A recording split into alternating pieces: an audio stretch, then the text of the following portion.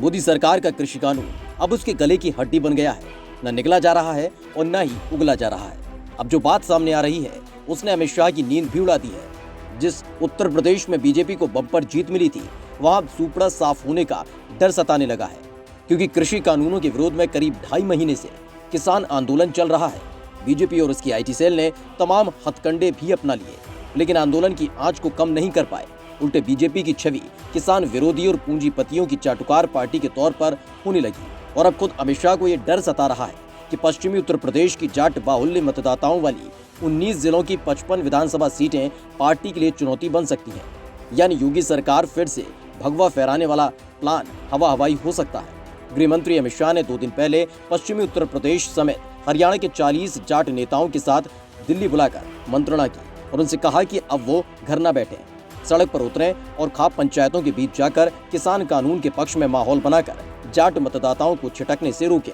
पश्चिमी उत्तर प्रदेश के प्रमुख जाट नेताओं, खासकर बागपत के सांसद सतपाल सिंह, मुजफ्फरनगर के संजीव बालियान, गाजियाबाद की पूर्व मेयर आशु वर्मा, किसान मोर्चा के प्रदेश अध्यक्ष राजा वर्मा, नरेश सिरोही को अमित शाह ने मीटिंग में बुलाया था। बताया गया कि शाह ने एक एक करके किसान आंदोलन और इससे पार्टी को होने वाले नुकसान के बारे में जानकारी दी। अमित शाह पश्चिमी उत्तर प्रदेश के जाट समाज के विधायक और सांसदों से इस बात को लेकर नाराज थे कि वो पार्टी का पक्ष मजबूती से नहीं रख पा रहे हैं, जबकि कई नेताओं से बड़ बोलेपन से भी पार्टी को नुकसान हो रहा है। उन्होंने हिदायत दी कि जो भी बोले वे सोच समझ कर बोले। इस दौरान कुछ नेताओं ने गन्ना किसानों की समस्याओं के समाधान में हो रही किसानों में नाराजगी के बारे में बताया। बीजेपी से जुड़े नेताओं के मुताबिक अमित शाह की मीटिंग में इस बात पर भी चर्चा हुई कि किसान आंदोलन का असर इस बार जिला पंचायत चुनावों पर भी हो सकता है। जिस प्रकार से आंदोलन गांव में फैल रहा है और आरएलडी, कांग्रेस और सपा समेत अन्य राजनीतिक दल इस आंदोलन की आड़ में ग्रामीण क्षेत्र में बीजेपी के विरोध में माहौल बनाने के प्रयास में जुटे हैं। यदि इस पर पार्टी ने कोई विशेष प्लान तैयार न किया तो जिला पंचायत चुनावों में उतरने वाले पार्टी प्रत्याशियों को खामियाजा उठाना पड़ सकता है। ऐसा होने पर विधानसभा चुनाव में भी ग्रामीण क्षेत्र में बीजेपी के पक्ष में मतदान कराना चुनौती बन जाएगा।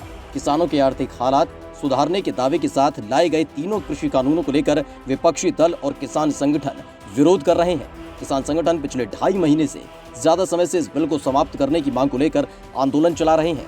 राजनीतिक हलकों में इस बात की चर्चा है कि जिस तरह से किसान नेता राकेश टिकैत ने पश्चिमी उत्तर प्रदेश में किसान आंदोलन में जान फूंकी है, उससे पश्चिम के अधिकांश जिलों में किसान मतदाता, खासकर जाट मतदाता जो अब तक बीजेपी के साथ थे, नाराज दिख रहे हैं। आंकड़े बताते हैं कि इन जिलों में करीब 24% जाट मतदाता होने के दावे किए जाते हैं।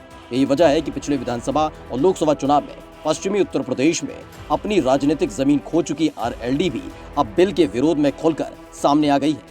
पार्टी के नेता अजीत सिंह और जयंत चौधरी लगातार किसान पंचायत में शामिल हो रहे हैं। इसे देखते हुए अब बीजेपी के रणनीतिकारों को 2022 में होने वाले विधानसभा चुनाव में पार्टी के लिए माहौल बिगड़ता नजर आ रहा है।